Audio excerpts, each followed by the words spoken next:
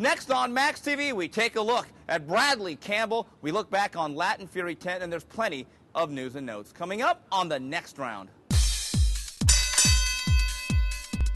And welcome to the next round. Steve Kim joined as always by Gabriel Montoya. A jam-packed show here. The summer is getting hot, so is the game of boxing. We go round number 1, and the heat will be on in Palm Springs, California. It's showtime once again. Your main event for the WBO Junior Welterweight title of the world. The Desert Storm comes back home. It's Tim Bradley taking on the always dangerous Nate Campbell. Then, beginning this broadcast for the vacant WBC Junior Welterweight belt, Junior Witter takes on Devon Alexander. I think this main event, Gabe, is a 50-50 fight. You have the young, hungry Tim Bradley, who's on quite a run since last May, beating guys like Junior Witter and Kendall Holt and Edner Cherry in between, against a wily old veteran moving up in weight that could still bang with that right hand. I'll say this right now. If Tim Bradley can get past this hurdle, I think you start putting him top 15 to 20 pound for pound in the world. Yeah, he becomes an elite fighter if he wins this fight. I mean, granted, you know, Campbell's an older guy. He's coming up in weight, and he's kind of an inconsistent guy. But, you know, he's also had a little bit of a run himself in the last few years, you know, taking out Juan Diaz, having a hell of a fight with Ali Funica in his last fight at lightweight. I mean, he wasn't quite a lightweight. He was, you know, didn't make the weight. But this is a hell of a scalp if Bradley can pull this off. But, you know, coming into it, you look at it and you wonder, he's not really like a 1-2 boxer. He's kind of a grinded out kind of Spartan-style fighter. He comes forward and he kind of wears you down with his energy and his output. And I almost get the sense, is Campbell fighting kind of a black Juan Diaz in this fight? That's the thing. As Yogi Berra once said, Gabe, is it deja vu all over again? Because Nate Campbell's been here before, going up against a young, undefeated champion that was supposed to do some big things, and there's some pressure on Tim Bradley. There will be a sold-out crowd here at the Agua Calientes Casino. The great thing about fighting in front of your home folks, you get to fight in front of your home folks.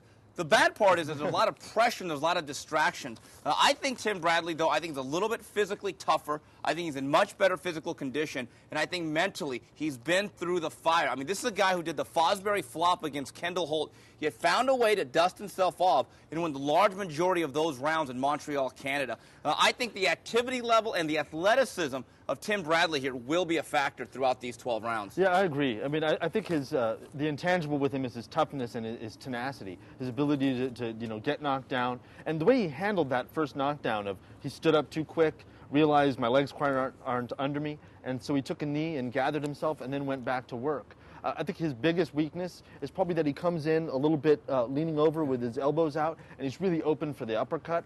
And, you know, Campbell is definitely a gamer. He's a tape guy. He's somebody that's going to pick up on that and, you know, probably use that weapon quite often. If Bradley can adjust to that, I really like his youth, his strength, his athleticism, and the fact that he's been a 140-pounder his whole career to kind of pull out, I would say, a split decision win here. Yeah, Gabe, I think this fight stylistically is going to be very interesting because you talked about the activity and the consistency level of Tim Bradley. Bradley will move his hands. The leather will fly. He's not what I'd call a pure puncher. No. 24 fights, I believe, only 11 stoppages. Right. So that says right there he's not really a puncher. But you know what upsets speed and quickness? Timing. And I don't think there's any doubt that Nate Campbell has one of the very good straight 1-2 and right hands in the game of boxing. He throws a very good uppercut. Yeah. So with all that activity, all that in and out movement that Bradley's going to give, there's no doubt to me that Nate Campbell is going to sit on his back foot and he's going to try to time Tim Bradley and run him into shots. But I do think Tim Bradley physically is one of the most well-conditioned fighters in the game today. I also believe he does have the home canvas advantage. Gary Shaw is the lead promoter. He does promote Tim Bradley. I think those things matter. In a nip-and-tuck, close decision, and I think one of the better fights of 2009 that people are overlooking, I think Tim Bradley, the Desert Storm, finds a way to win. And, folks, it may even be controversial. Leading off this broadcast is Junior Witter taking on Devon Alexander. You know what? I know a lot of people are picking Junior Witter, but I'll say this. The last time I saw Witter, he looked more like Senior Witter down the stretch against Tim Bradley in Nottingham last year. Yeah, you know, he's been one of those guys, one of the more avoided fighters in the sport. And I think he's kind of died on the vine a little bit. You know, when he finally got to Bradley, it was almost like Acosta versus Ricky Hatton, kind of the aging champion. kind of having his last stand in the beginnings of the fight, doing pretty well, but then under that pressure of a younger guy just kind of beating on him and constantly coming at him, he got old in the second half of that fight. And I tend to think that, you don't get young after you get old, Not unless you're Ponce de Leon, and not the junior featherweight either. But since that booming right hand at the hands of Tim Bradley, I believe in round 6 or 7, you're right, there seemed to be a sea change in the career of Junior Witter. The thing about Devon Alexander, I think what you see is what you get. He's a good, skilled guy out of the southpaw stance, really not much of a puncher. In the past, I've called him Corey Spinks light. I think he's technically sound. I'm going to say once again that youth will be served. I think also this fight being in California, in general, our judges do like aggressors. And the one thing about Junior Witter, and you talk about his style, there is unorthodox, there's unusual, there is strange, and then there's Junior Witter. Junior Witter makes Prince Nassim Hamed look like a textbook, okay? I think that Junior Witter, the problem he's going to have is winning rounds on a consistent basis against a guy that's pretty technically sound and pretty solid all the way throughout, except for perhaps power. I like Devon Alexander and his youth to win this fight. I do too. I think his consistency in his punching, like you said, he's not... he's a straight up and down fighter, no special effects, as Floyd Mayweather would say. He's just kind of a standard fighter, but he's younger, he's more athletic. At this point, he's going to throw more punches. Witter kind of relies on his defense a little bit too much, a lot of movement, and to him, like you kind of refer to him off camera as that negative fighter. It's basically, he doesn't throw a lot of offense. He's more content to make you miss, throw 1 or 2 shots, maybe tie you up and be awkward. And that's just not going to get this done, not on this night. Yeah, I think the one thing Devon Alexander has to watch for, as a lot of Junior Witter opponents, watch for the blind shot. When it comes to Junior Witter, he may not be a devastating puncher, but what you do not see can hurt you. So I expect a very cautious defensive fight from the first couple of rounds from Alexander and Witter. And us being in Southern California, baby Mexico, there may be some boo birds chirping out into the crowd. I will not be surprised. But I do believe that in the second half of the fight, as Devon Alexander gets a little bit more acclimated to this highly unusual style, he will start to find his groove and do enough to win this decision. Well, that's it for Showtime. We come back. Round number 2, we take a look at Latin Fury 10. And we are back on the next round. Round number 2, we go to Mexico. It was Latin Fury 10. And, folks, there was an upset in the making for the WBA interim lightweight title. Miguel Acosta, out of nowhere, shocks Robono Antillon, stopping him in 9. And your co-main that 9 WBA flyweight titleist, Giovanni Segura, stops Juanito Rubiar in 6 rounds. This was supposed to be a coronation. It ended up becoming a beheading for Robono Antillon. He is not the next guy off the top-ranked championship assembly line. Here's what I think, Gabe. I think technically that Robono Antillon fought a terrible fight in every respect, and I disagreed with the announcers. I thought from the very get-go he was getting outboxed, outfought, and I thought that he made a load of technical mistakes. I thought he was squared up in the upper body with absolutely no head movement. I thought his feet were parallel way too much, making him a flat, easy target. And also, he followed around a puncher in a straight line without coming forward, without his shield, the jab. And at that point, Miguel Acosta found it very easy to sit on his back foot and time him with right hands. And you know what?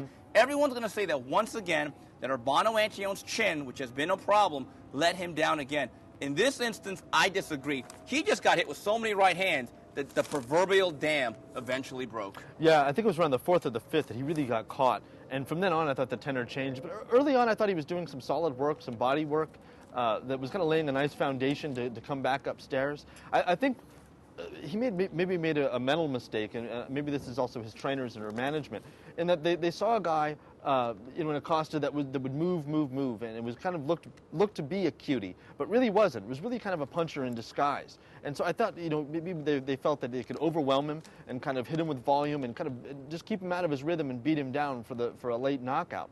But what they didn't realize was that they were just expending energy, and that Acosta was just kind of gauging him and finding the different angles. You could see him throughout the fight trying to get that right uppercut throughout the fight, not quite landing it, but peppering him with the jab, throwing in that right hand, and then ultimately setting him up for the big right uppercut that just knocked him out. Gabe, what was that old saying from the great John Wooden? Don't mistake activity for achievement. I think that's a perfect example right there. Absolutely. But here's the thing about Robono Antillon with the way he fights. He needs to be close inside. He needs to be from the mid-range on the inside and get into a guy's chest to be able to land those hooks. But you got to work to get from the long range to the close range, and the best way to do it is to pump the double jab. Yeah. And he did not jab his way in. And I thought he left himself, as they say, very, very naked. And also, without using a jab, he didn't feint at all. So it's like hitting off a batting cage. You know, I played baseball my whole life. If a batting cage throws, a pitching machine throws 100 miles per hour, if it throws the same speed in the general same vicinity every single time, if you are just a novice baseball player, you will eventually be able to time that and look like Ted Williams. Well, to me, with the way he fought, he was that proverbial pitching machine that kept coming the same speed in the same location, and he never changed his tenor or his rhythm, and he made himself a very easy target. Yeah, there was no jab, there was no head movement. Like you said, he was squared up a lot of the time. I mean, in the opening rounds when he had a lot more energy, you know, it was working. But as he tired and then he started to get caught with right hands, and as Acosta started to find his rhythm and realize that's all this guy's got, he was kind of a sitting duck. Yeah, and once again, it was proven that perhaps since the retirement of one Julio Cesar Chavez Sr., cutting off the ring really is a lost art in the sport of boxing. Gabriel, it's interesting. Giovanni Segura, to me, it's like that old another baseball analogy I like to use. My coach used to say, swing hard, you just might hit something. That's Giovanni Segura. This guy makes, again, another Ponce de Leon reference, but this time the fighter. He makes Daniel Ponce de Leon at times look like Pernell Whitaker. Yeah, this guy, to go with your baseball thing, if he was a baseball player, he'd probably have as many home runs as he would strikeouts. Steve Balboni, Rob Deere, Dave Kingman. Exactly. I have no idea who those guys are, but I don't watch baseball. Trust me, it was a good one, though. You know, but this is a guy that, I mean, he just never met a punch he didn't want to throw, you know, and it doesn't matter if there's an opening or not, if the guy is even in front of him, he's just throwing punches. And, you know, if he's going to advance at all, I tend to think he is what he is, but he's going to have to learn to throw the off-speed pitch, you know, got to maybe double jab, set something up, you know, maybe shoe shine a little bit, then come with something hard. I mean, he had an opponent there that was a last-minute replacement who actually did pretty well in the first round, and it was kind of an odd throwing in of the towel. But, you know, ultimately, if he's going to start, you know, taking on the world-class guys, he's going to get knocked out throwing like that. Well, the one thing about Segura, his chin has been dented, but physically he's very, very strong. Oh, yeah. And if he can bully you, you're in trouble because there is a certain method to that madness. But it's interesting in facing a guy that throws such wide looping shots, you have to be counterintuitive. I've seen a lot of guys that have been blown away or knocked out by Segura try to back up. And what happens is when you back up, you ended up running into his punches. Right. I think you have to go right into the cauldron and kind of smother him because he doesn't throw short, compact punches. No. And as it was shown in this first Cesar Canchilla fight, if you can withstand the first 3-4 rounds and throw straight shots, and then once he has to take that first backward step, he doesn't have much of a reverse gear. Not at all. all. The problem with Rubiar was not only was he a late replacement, I just don't think he had the physical strength to really hold off Segura. No, I mean, he kind of had some of the technical skills. He did actually kind of come forward. You know, it's what you have to do. A guy's coming wide, you kind of shoot down the line and cut him off with the pass. And he did that in the first round. But again, it was the strength, and I don't know if it was conditioning or whatever, you know, maybe he just didn't have enough time to see Segura or whatever it was. You're just not as good of a fighter. But yeah, eventually he started running away and getting caught on the end of those punches and just kind of receiving a beating. I mean, it was a merciless, merciful stoppage, but kind of strange. He had just made Segura slip like 5 punches and really hadn't caught anything. It didn't really seem that hurt, but you know, they saved their guy from taking probably a severe beating and maybe, you know, getting really hurt in there. Gabe, we didn't touch upon this a couple of minutes ago, but going back to Robono, Antillon, I know everyone's going to jump off the bandwagon now, and everyone's going to use the dreaded E word, exposed, and maybe to a certain degree he was, because I think movement clearly gives this guy problems with the way he fights. They need to make some technical adjustments. Sure. He doesn't need to be Juan Manuel Marquez, but that right shoulder cannot be parallel with this front shoulder as a right-handed fighter because it gives a very, very flat surface to hit. Where does Robono Antillon go from here? You know, you can keep him on the Latin Fury series, but I think he needs like a rebuilding fight. Definitely, you know, you got to keep him with somebody with movement that doesn't have much power. Yeah. I definitely think you can retool him. He's a smart guy. He's definitely, you know, an all-in kind of fighter, and that he's training all the time. He's not a guy that blows up between fights. He's always in the gym. He was most recently got his name out there as a sparring partner for Manny Pacquiao in his last fight. I think he's a good fighter. I just think it wasn't his night, and I think they came in with the wrong game plan, and they met a guy that, you know, would probably be a problem for anybody with that movement and that power. I think they can retool, but like you said, you know, they got to get some head movement, get the jab going, and kind of turn to the side a little bit. All right, well, that's it for Latin Fury 10. We come back, we wrap it up with news and notes. Round number 3 here, we go to news and notes and some more tragic news in the world of boxing. Over the weekend, Vernon Forrest was murdered in Atlanta, Georgia. in an apparent robbery attempt. I woke up to this news like everyone else, Gabe, just stunned at the passing of Vernon Forrest, a guy that's basically our age, 38 years old. From the stories that are being told, tried to be a good Samaritan, looked like he was ambushed. The thing that I remember about Vernon Forrest was the fact, just a very sound, technical boxer who was a very, very proud professional that ended up just having a very, very good career. And I think he'll always be known for two things. It's the two contexts or different ends of the spectrum. The high, where he beat Shane Mosley twice and then immediately could not beat Ricardo Mayorga. But I think all in all, Vernon Forrest just had a very, very good career. He's an interesting guy. You know, he kind of embodied like like a microcosm of what a fighter is. You know, he had that stellar amateur career, beating Costa Zoo, beating Shane Mosley twice. Then he becomes kind of an avoided guy in the sport, and finally reaches the pinnacle in 2000 when he beats Shane Mosley. Shocks everybody in the room. I mean, I've never been so shocked. Actually, my brother, who's in charge of taping fights in our family, just labeled that fight "ouch." You know, and then he immediately loses. You know, in his next fight, he just hits that high, like you said, and then he hits a low. And then he suffers a lot of injuries. And as a fighter, you know, every fighter comes into it what they're given naturally, and they develop their style based on that. And then, you know, as they age and get limitations, they adjust to it. And that's what Vernon had to do. And as a true fighter, he didn't quit. Those injuries would have stunted a lot of people, and it made them stop, you know, fighting. And instead, he retooled himself and became a bit of a different kind of fighter, not relying on his power, but more on his boxing skills and his footwork. The Carlos Baldomir fight is really a textbook example of beautiful boxing. And then, you know, again, he wins a title, and then he loses it to Sergio Amora. This is a guy just with tons of highs and lows, and, you know, a hell of a career that most guys would kill for. Yes, so our thoughts, prayers, and condolences to the friends and family of Vernon Forrest. Moving on to the fight review. Friday night fights, Antonio Escalante clamps down, and he beats Cornelius Locke solidly over 10 rounds. And Friday night in Chicago, Fresno Kendo stops Bruce Seldon in 9.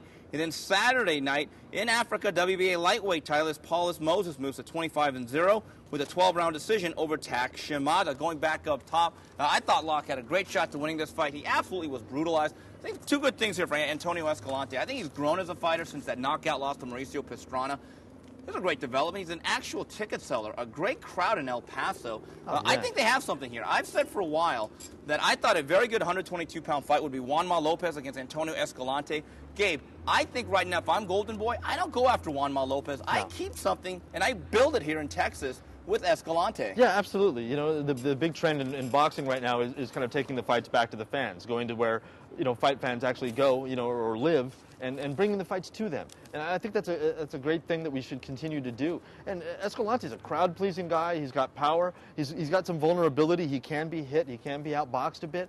I thought it was a hell of a performance. You know, coming into it, you had me a little scared, thinking the Locke might be too big for him, but he actually seemed like the bigger, stronger guy. Oh, he ran right through Locke, and I got to say this about Cornelius Locke. He showed a lot of guts. He did. Going through with those last 9, 10 rounds, and I got to tell you, that 10th round was hard to watch. And I think, again, I don't think there's that much honor in going the distance just to go the distance. And what took place in those last 5-6 minutes of those fights, what Teddy Atlas was talking to, that doesn't just affect you for this fight. This affects you the rest of your life, the neurological damage, the physical ailments you're going to have. Yeah. I just really wondered, did he really need to go through the 10th and final round? No, I don't think he did. You know, in looking at the fight we were just talking about, with the Rubilar fight, where his corner kind of saw what was coming. You know, they saw that this is going to be a beating. I don't think this guy's going to knock our guy out, but he's going to beat on him for the next, like, 5-6 rounds. Let's just end it now and call it a day. And there's something to that. You know, I think it's the corner's job to save the fighter from having to quit.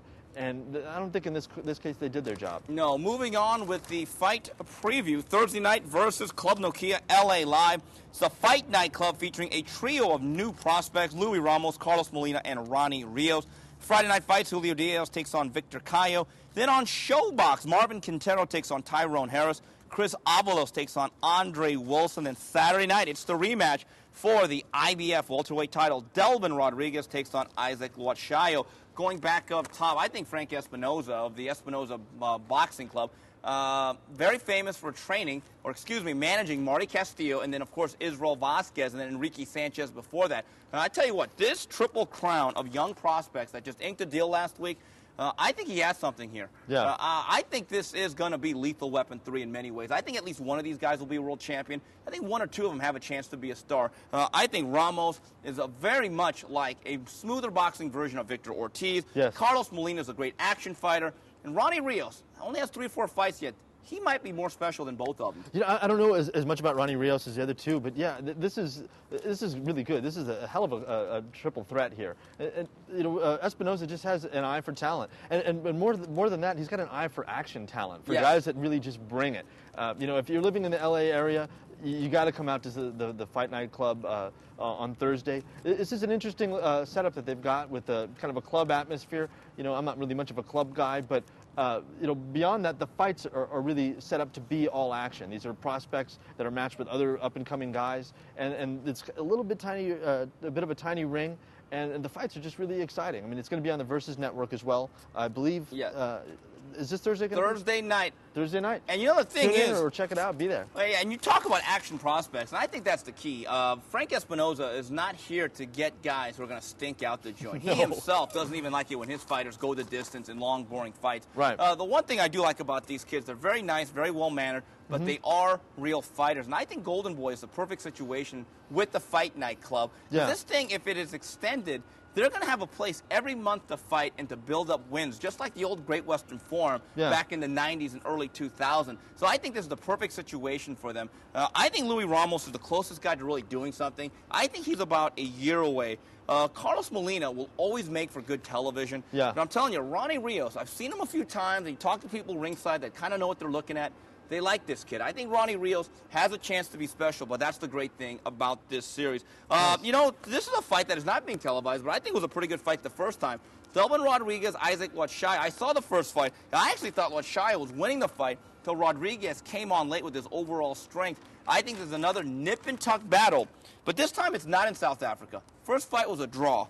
Yeah. You know what? I'm going to go with the home canvas advantage again. Delvin Rodriguez is promoted by Joe DeGuardia, who is the lead promoter.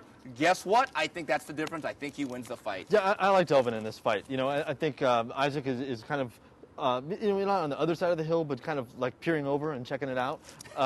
You know, and I think Rodriguez, he's that classic kind of club fighter. You know, he's almost like a Gotti-esque guy. You know, he's vulnerable, but he's got the great equalizer, and I think he equalizes things. He doesn't get the knockout, but I think his strength and his power keep him in charge early, and he stays in charge throughout the fight, and he takes the decision. Wrapping it up here with tidbits, plenty of news in the world of boxing. Pacquiao Cotto, folks, it's a done deal for November 14th. And a week before that, David Haye will face WBA champion Nikolai Valuev, and not a Klitschko brother. And then the first round of the Super 6 on Showtime has been announced. October 17th, Froch takes on Durrell, Abraham takes on Taylor. Then November 21st in Oakland, California, Mikael Kessler takes on Andre Ward. Pacquiao Cotto is a done deal. My question is this: when does the next press release come out from Shane Mosley? What's he got to say about all this? He actually challenged me to a fight at 122. I can't make 122, but I'll let him do it. I can do 140. If that's the biggest fight they can get, I think Golden Boy needs to be put into question. But Pacquiao Cotto, a couple of things. I think at 145 is more than fair enough for both parties. That's the way I look at it. Miguel Cotto came in at 146 for his last fight. He is certainly not what I would call a huge, big welterweight. No. And also, I really don't care. And there's a lot of controversy over this, whether this fight is for the WBO belt of Miguel Cotto or not. Folks, it's a great fight, and I'm not a guy that thrashes the belt, but who really gives a damn? Well, you know what? If it was for the belt, then the fans would go, well, wait a minute, it's not the 147 limit. So it's a 145 fight. It's just a great fight, and let's just enjoy it. I'll say this, it's a more legitimate welterweight fight than what's going on September 19th, and at least in this fight, they don't have a mystery weight. It's 145. Okay, we got to get to David Haye. David Haye, very simply, Gabe. David who? Is he the boy who cried Klitschko? Yeah, he is. You know, at this point, that's my name for him, is David Who, because I really just don't care. You know, he wants to fight this guy. He called out the Klitschkos. He even had, you know, T-shirts made a big deal, and got us all excited. You know, he's like a really hot girl that you talk to all night. You buy her drinks. She says, yeah, meet me out front in 5 minutes. You go out there, and, you know, there's like her fat sister waiting there. It's just, wow. You know, it's just ugly, man. I'm sorry, but he's going to fight Nikolai Valuev, and I'm supposed to care? I just don't. Well, a couple of things, Gabe. Fat girls need love, too. But second of all, I'm not so sure that the Valuev fight is really that easy. What has David Haye done to really earn a heavyweight title shot against anybody? Gabe, he fought one fight against Monty Barrett, and he didn't look particularly dominating either. Yeah. I don't think Valuev is an easy fight for anybody because he's a big guy who's not technically terrible. Yeah. He may not win this fight. Well, there's that. I mean, on one hand, it's really annoying that he teased us with the Klitschko fights, and I'm a little angry. I'm working things out.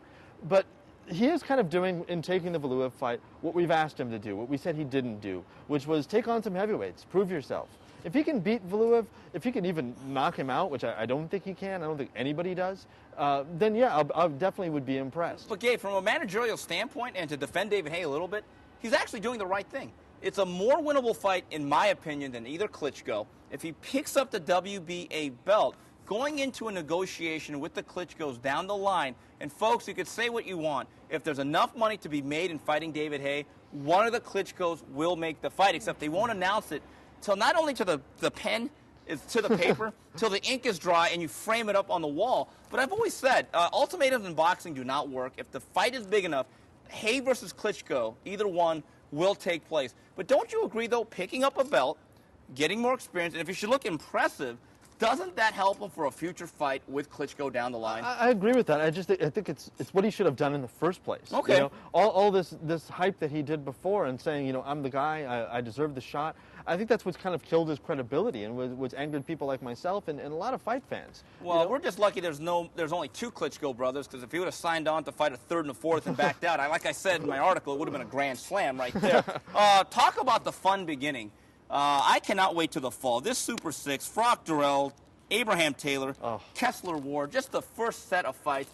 You know what? This is what I love. It's just there's not a lot of hype or unnecessary hoopla over this. I think these fights really speak for themselves, Gabe. I really do. They really do, and you can make a case for each guy winning, which is great. They're all 50-50 fights, and strong cases can be made either way, and you're kind of both right until we see the fight. I just can't wait, man. The fight that I like of the first three is the fact that Miguel Kessler is going to the Oracle in Oakland to face Andre Ward in his hometown. And Andre Ward, in his first real step-up bout against a real 68-pounder, is facing the guy that I think is the favorite to win this tournament. This fight right here, November 21st, is very, very intriguing. Oh, I'm really excited. I'm leaning towards Ward in this fight. What? Yeah, I'm really? leaning towards Ward. I like Ward and I like Abraham in this tournament. I think Abraham wins the whole damn thing, personally. But Ward is a guy that's kind of all about versatility, all about fluidity and changing up his style. He doesn't have a lot of power, and the chin is questionable. But the defense is getting better, and the movement is getting better. He's kind of putting it all together, and he's fighting Kessler, who is very strong, and a lot of guys are favoring him. And I just kind of look at him and say, well, before the Calzaghe fight, everybody said, who has he fought? Now, after the Calzaghe fight, all of a sudden he's this great guy in losing. He's got a good one, too, not much of a hook.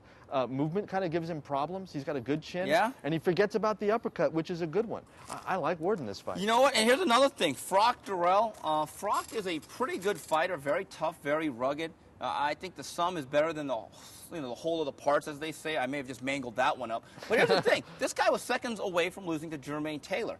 And the one thing that I think gives Frock problems is Andre Durrell's movement. And Andre Durrell can be a stinking negative fighter. Yeah. But guess what? He's absolutely effective. Here's my upset special of the first three. I like Andre Dreadful at times to beat Carl Frock. I'm actually leaning towards Durrell myself. It's strange you say it. I mean, I think Froch is like the great intangible, You kind of look at him, he looks beatable, Very beatable. Yeah, I mean, he's got a ton of holes in his defense, but at the same time, Does one thing. Wins. Yeah, he wins, and Durrell, if anybody's taking a huge step up, it's him in this fight, I haven't really been that impressed with him. I've never really been big on him. I haven't seen him put together really a complete performance. I mean, he fought, the Victor Oganov fight would probably be his most complete fight, but Oganov looked like, Michael Jordan in Space Jam after he lost his powers. He just kind of walking around the ring like he never fought before. I'm not sure about Durrell, but there's something about his athleticism and his speed and his power that it just gives me the sense that he's got all the attributes to pull off this fight, and I have a feeling that he will. Wow, I didn't think in a million years that Mr. Thespian here would ever reference a Space Jam movie with Bugs Bunny and the rest of the Warner Brother cartoon characters. Another factor, though, Durrell is going to Nottingham. Looks like that fight's going to be a road game. First real road game for Durrell. Judging, once again, is going to be a factor. Refereeing. Refereeing will also be a factor in that fight. Well, that's it for this week's edition of TNR. On behalf of Gabriel Montoya and the rest of Max Boxing, till the next round, goodbye, everybody.